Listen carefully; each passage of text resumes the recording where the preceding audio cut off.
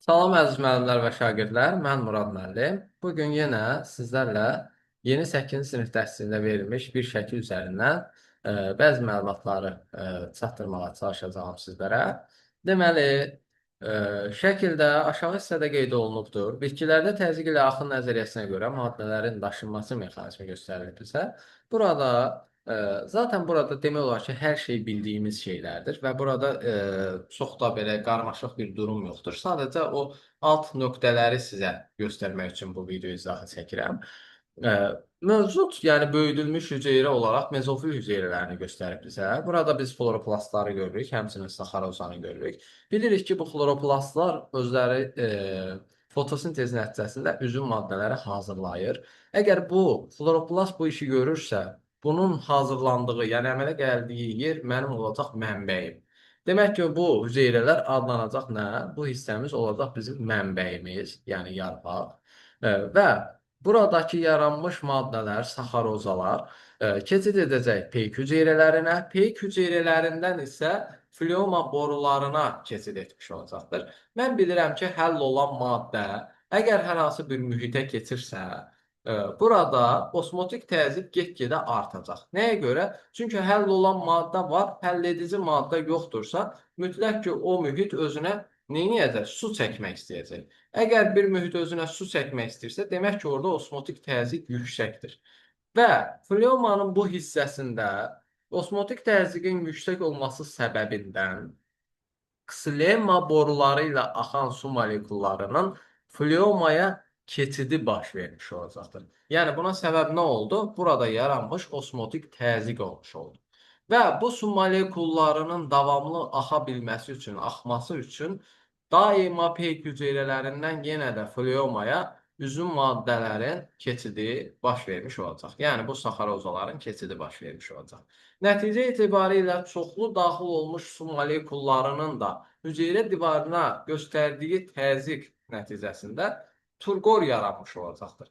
Və həmin bu vəziyyətdə yaranmış yüksək təzyiq səbəbindən, hansı ki biz bilirik ki, bu hissədə təzyiq aşağıdır. Göstərdiyim birinci halqaya aldığım hissədə isə fleomanın başlanğıc hissəsində isə təzyiq yuxarı olduğundan maddələrin təzyiq yuxarı olan hissədən aşağı olan hissəyə doğru axını baş vermiş olacaqdır. Deməli, burada nə oldu?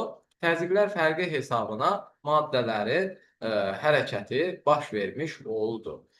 Daha sonra burada bizim bildiyimiz hansı ki bu üzüm maddələrin konsentrasiyasının yüksək olduğu yerdən digər hissələrə, digər fleoma borularının digər hissələrinə doğru maddələrin axını baş verəcək su molekulları ilə birgə və nəhayətində gəlib 3 nömrəli, hansı ki bu halqaya aldığım sonuncu bu hissədə həmin maddələrin daha sonra buradan peyk hüceyrələrinə keçidi baş verəcək və nəticə etibarilə burada üzüm maddələrin, yəni o saxarozanın konsentrasiyası azalmış olacaq. Burada su potensialı yüksəlmiş olacaq. Nəticə etibarilə osmotik təzyiq aşağıya düşmüş olacaq. Və osmotik təzyiq aşağıya düşdüyü anda artıq mühit su tələb etmir, su çəkmək istəyi yoxdur. Özündə olan suyu avtomatik verəcək yenidən nəyə? Ksilema borularına vermiş olacaq. Və buradakı ksilema borularına həmin suyun ötürülməsi nəticəsində sonrakı mərhələdə suyun ksilema boruları ilə yuxarıya doğru axını baş vermiş olacaq. İndi gələk yenə də bura peyk hüceyrələrinə ötürülən həmin bu maddələrə. Peyk hüceyrələri isə öz növbəsində gətirib bu maddələri hansı ki ehtiyat halında saxlanılan və yaxud da müəyyən hissəsi bitkinin özü tərəfindən sərf olunur bilirik ki.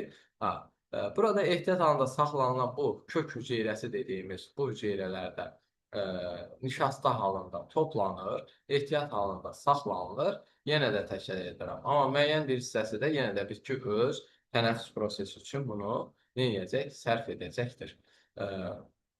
Bura qədər tamam. İndi gələk həmin ksilema borusuna. Ksilema borusunda həmin bu suyun yuxarıya doğru axınına səbəb nədir? Bəs artıq bilirik ki, fleomada suyun və üzüm maddələrin hərəkətinin, yəni yuxarıdan aşağıya doğru hərəkətinin səbəbi nə idi? Yaranmış turqor səbəbindən və fliomanın fərqli hissələrində yaranmış təzyiqlər fərqindən bu maddələrin bu cür daşınması baş vermiş oldu. Bəs ekstremada belə bir hal varmı? Xeyr, belə bir hal yoxdur. Bəs necə olur ki, deyəcəksiniz, müəllim, bəs bu aşağıdan yuxarıya doğru nətər hərəkət edir? Ona görə hərəkət edir ki, bunun hərəkət səbəbi yarpaqlarda transpirasiya nəticəsində yaranmış olan həm sorucu qüvvə hesabına baş verəcək, həm də kökün özündə yaranmış kök təzyiqi hesabına baş vermiş olacaq. Və nəticə etibarilə həmin bu iki ünsürün təsiri nəticəsində nə etmiş oldu? Su aşağıdan yuxarıya doğru hərəkət etmiş olacaqdır. Belə əziz müəllimlər və şagirdlər, mənim deyəcəklərim bu qədərdir. Dinlədiyiniz üçün təşəkkür edirəm. Sağ olun, salamat qalın.